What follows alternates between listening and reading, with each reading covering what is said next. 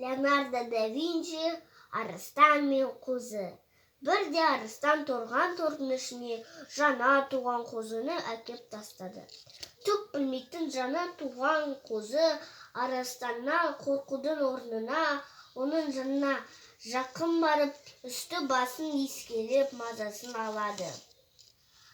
Арыстанды өзімнің енем деп ойласа керек. Мұны көрген аң патшасы жас қозыны бас салып жеудің орнына аңқиып тұрып қалады. Ал қозы болса, одан әрі еркінсіз сүйкеніп тоқтар емес.